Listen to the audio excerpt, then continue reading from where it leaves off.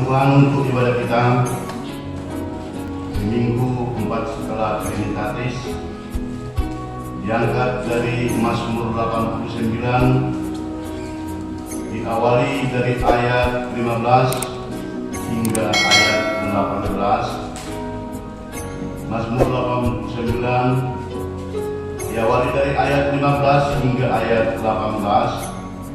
Kami akan membacakan dari depan. Bapak Ibu muda-mudi, saudara seiman dalam nama Tuhan Yesus Kristus, membaca di dalam hati. Demikian firman Tuhan.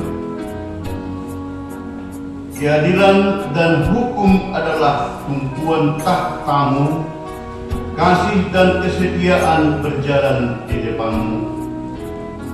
Berbahagialah bangsa yang tahu bersorak-sorai. Ya Tuhan, mereka hidup dalam cahaya wajah-Mu. Karena nama-Mu mereka bersorak-sorak sepanjang hari, dan karena keadilan-Mu mereka bermegah. Sebab Engkaulah kemuliaan, kekuatan mereka, dan karena Engkau berkenaan, tunduk kami meninggi. Demikian firman Tuhan, kita nyanyikan firman-Mu menjadi terang.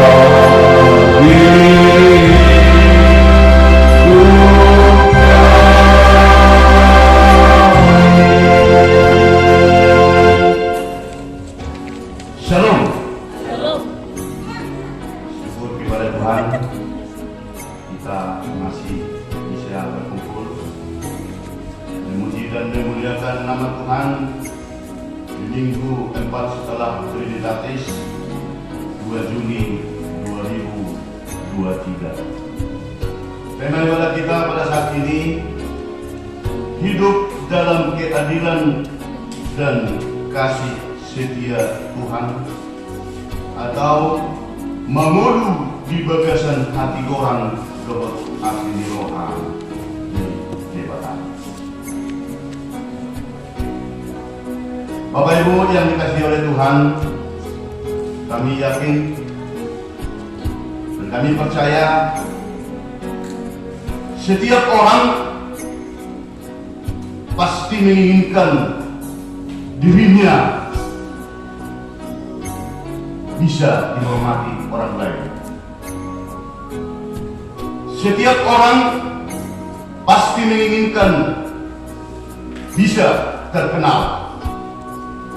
Setiap orang pasti menginginkan, ingin dielu-elukan orang lain.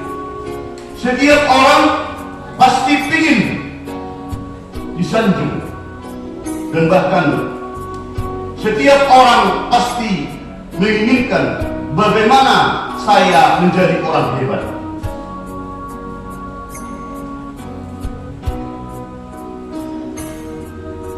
Kalau kita renungkan, keinginan itu pasti ada di dalam diri kita masing-masing. Termasuk seperti pernah saya mendengarkan suatu cerita di suatu tempat ada seorang ibu melahirkan anak, anak yang dilahirkannya ini sama sekali mulai lahir sampai berumur di saat itu 12 tahun tidak bisa melihat. Mulai lahir sama sekali tidak bisa melihat. Setelah anak-anak ini berumur 12 tahun, ada suatu kegiatan rohani, perlombaan membaca Alkitab, perlombaan membuka dan membaca Alkitab secara cepat. Apa yang terjadi, saudara seiman? Anak yang buta ini ngotot. Anak yang buta ini sangat menginginkan bahwa dia harus ikut mengikuti pertandingan yang dilaksanakan antar negara. Ada beberapa puluh orang yang mengikuti pertandingan itu dari beberapa negara. Ternyata di antara 19 orang yang mengikuti pertandingan tersebut semuanya bisa melihat, dan anak ini sendiri yang sama sekali buta atau tidak bisa melihat. Setelah tiba di tempat negara pelaksanaan pertandingan pembacaan Alkitab ini tadi, maka panitia menanyakan,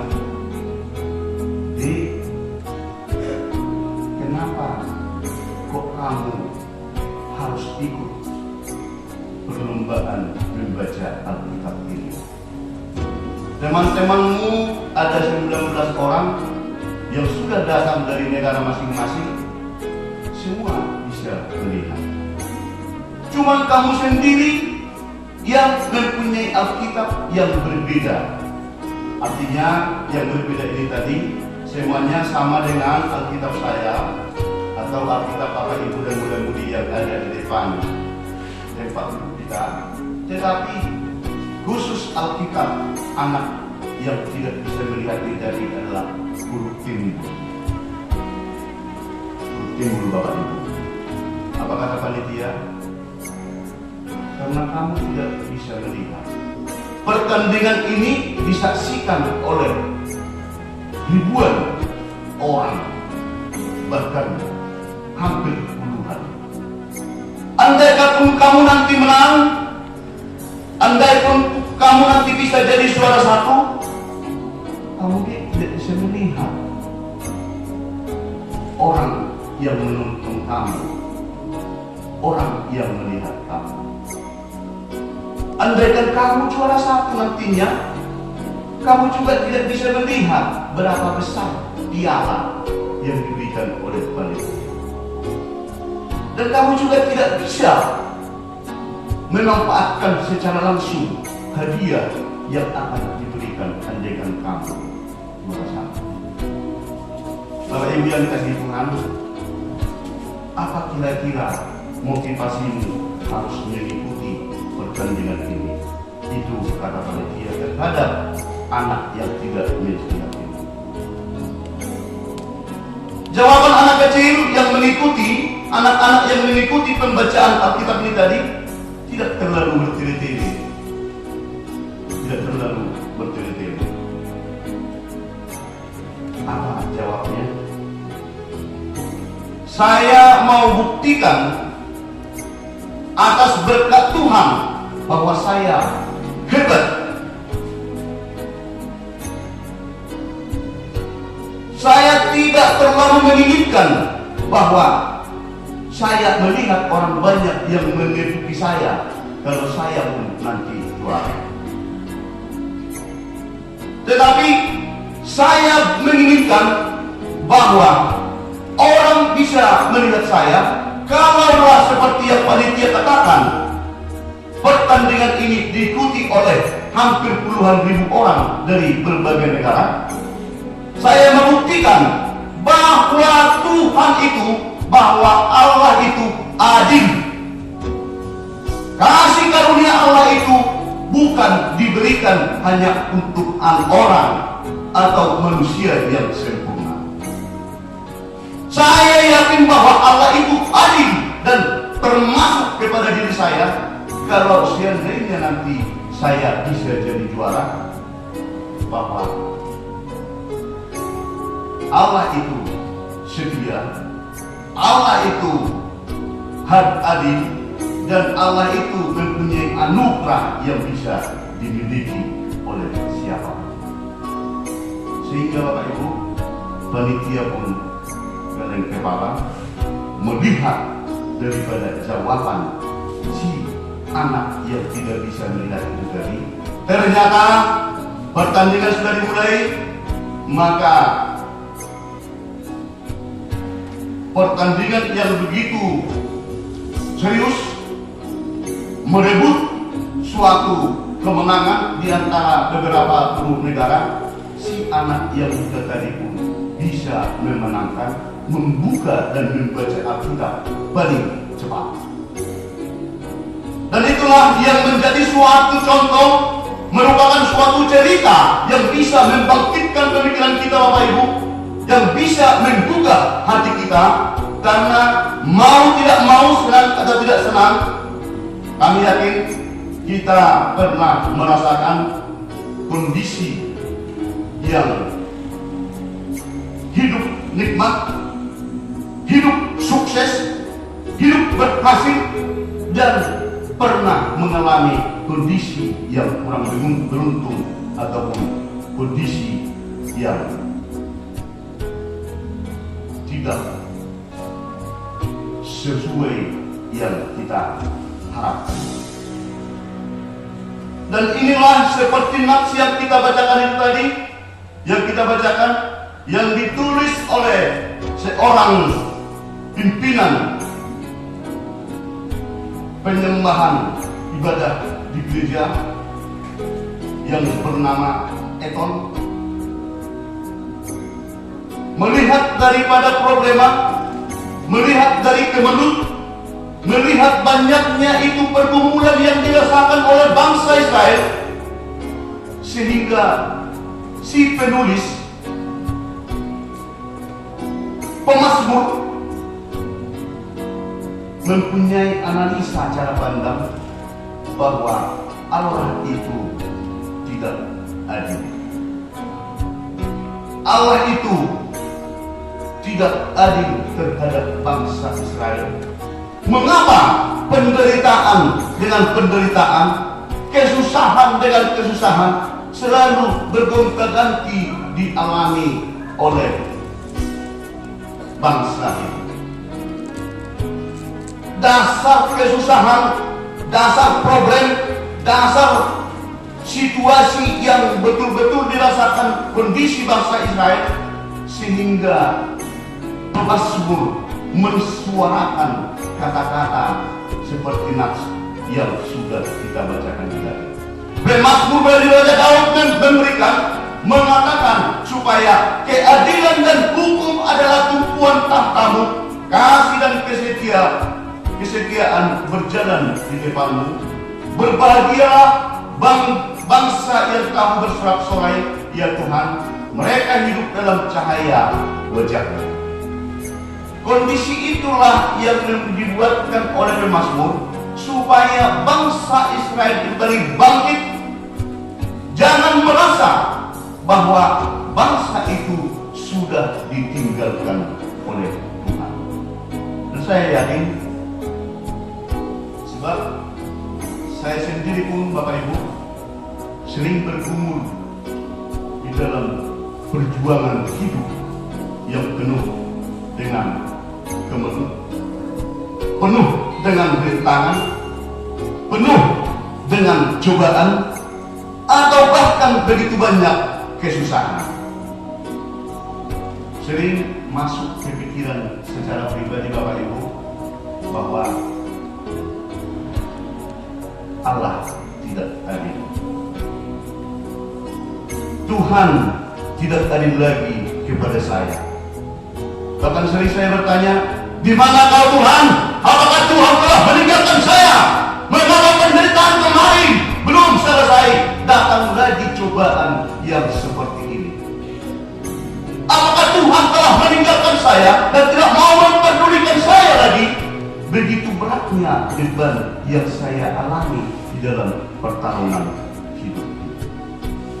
Secara pribadi Bapak Ibu, saya juga pernah merasakan kondisi-kondisi yang dirasakan oleh bangsa-bangsa Israel. Dan mungkin tidak terlepas kondisi Bapak Ibu dengan muda-mudi. Saya yakin kalau kita mau berbicara jujur, di antara bapak-bapak pun dan ibu dengan muda-mudi, saya yakin pernah merasakan kondisi yang seperti ini. Kalau kita jujur, kita menuliskan, iya memang betul, tahun sekian saya seperti ini. Tahun sekian lagi saya seperti ini. Saya merasa sudah sepertinya ditinggalkan Tuhan. Saya bahkan mengatakan bahwa Allah itu tidak hadir kepada saya. Saya betul-betul pernah mengatakan seperti itu. Bisa kita merenungkan Bapak Ibu yang dikasih Tuhan. Maka pemazmur di dalam ibadat kita saat ini mengajak, menyampaikan dan memberikan suatu pengharapan yang konstan, memberikan arahan, memberikan motivasi, dan memberikan ajakan dengan serius, mengatakan, ayo, bahwa dengan benar Allah itu adil. Bagaimana keadilan Allah itu? Kasih karunia-Nya tetap setia diberikan kepada siapa yang percaya kepada Tuhan. Kalau tadi sebahagian melihat bahwa bangsa itu mengatakan mereka sudah ditinggalkan oleh Tuhan, kalau saya pernah mengatakan, kenapa kau tinggalkan saya Tuhan? Ternyata melalui Mazmur di khotbah kita saat ini, bahwa Allah itu tetap setia memberikan kasih karunia kepada kita, asal kita tetap mengikuti dan setia tetap mengatakan kami tetap berserah kepada. Saya teringat baru-baru ini Bapak Ibu, melalui komunikasi telepon dengan seorang hamba Tuhan terkait dengan kondisi-kondisi yang kita ketahui bersama-sama, memperjuangkan kenyamanan dan keamanan, memperjuangkan berkat Tuhan yang akan diberikan kepada kita melalui ibadah, melalui persekutuan, dan melalui rumah ibadah yang tempat kita memuji dan memuliakan Tuhan. Saya membayangkan sesuai dengan kata-kata seorang pelayan Tuhan ini, aman, saya juga menangis, saya juga merasakan seperti makan buah si malakama dengan kondisi yang dirasakan oleh orang-orang yang loyal, oleh orang-orang yang setia kepada Tuhan melalui tempat ibadah. Mengapa orang yang setia memuji dan memuliakan Tuhan bersama dengan nama gereja yang tetap betul-betul mereka cintai selalu juga? Mengapa orang yang loyal selalu diberikan kesulitan? Saya menangis amat, dan saya tidak bisa berbuat. Dengan dasar itu, saya bayangkan wajah ibu ini, wajah bapak ini, wajah pelayan Tuhan ini yang menyampaikan kata-kata kepada saya, air matanya menetes, membayangkan dalam kondisi kata-kata yang dikeluarkan. Artinya Bapak Ibu, dalam kondisi ini, pemazmur mengatakan tetaplah setia di dalam keadilan, dan kasih setia Allah tetap mengalir kepada kita kalau kita tetap loyal untuk menyerahkan, bersekutu, memuji dan memuliakan Tuhan dengan cara menjalankan perintah Allah yang kita temukan. Terbayang Bapak Ibu, ada lagu rohani yang familiar. Saya yakin kita semua mengetahui lagu yang familiar ini, yang berjudul Kasih Setiamu yang Kurasakan. Kasih setiamu yang kurasakan. Karena kami yakin jemaat Tuhan yang dimuliakan dan jemaat Tuhan yang tetap memuliakan Tuhan, bersama dengan lagu ini, bahwa inilah doa kita kepada Tuhan, syukur kita kepada Tuhan. Maka mari coba kita nyanyikan satu ayat dengan referennya, kasih setiamu yang kurasakan.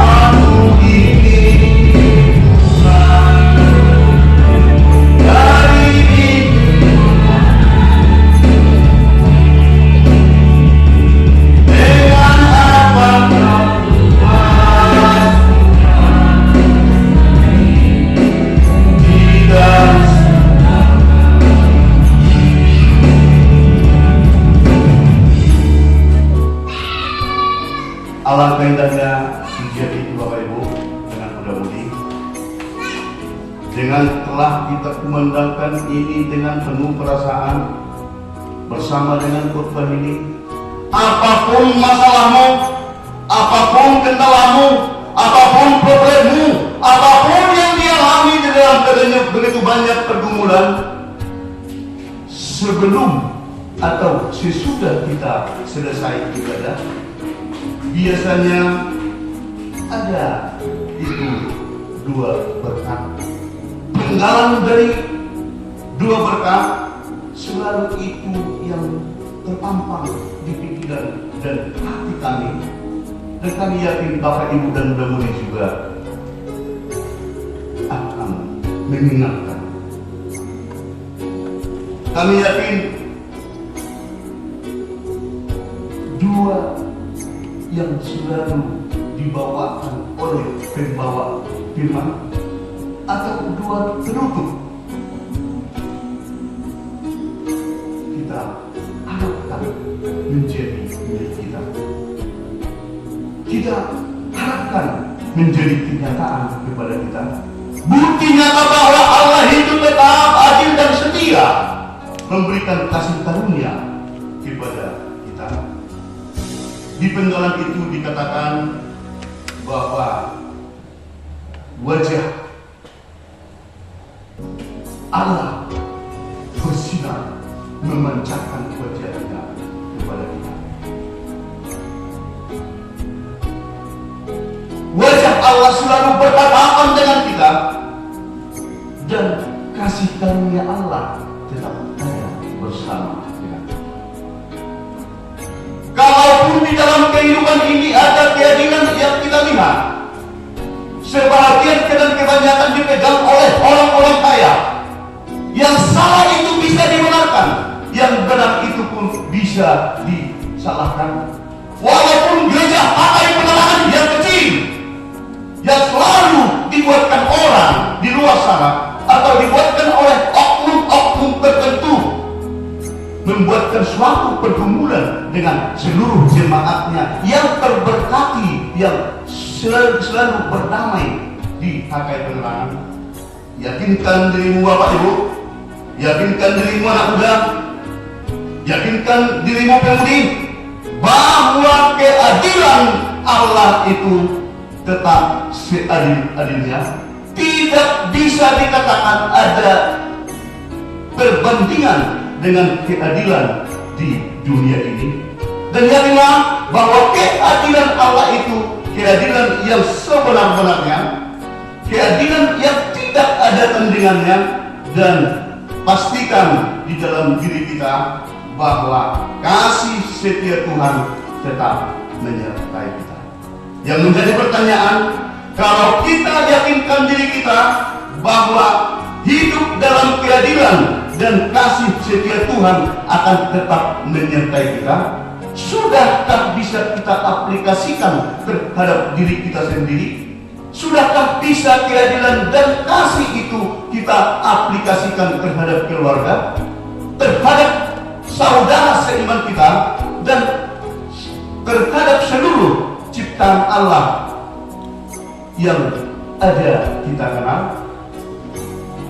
Semoga kita tetap hidup di dalam kasih setia Allah.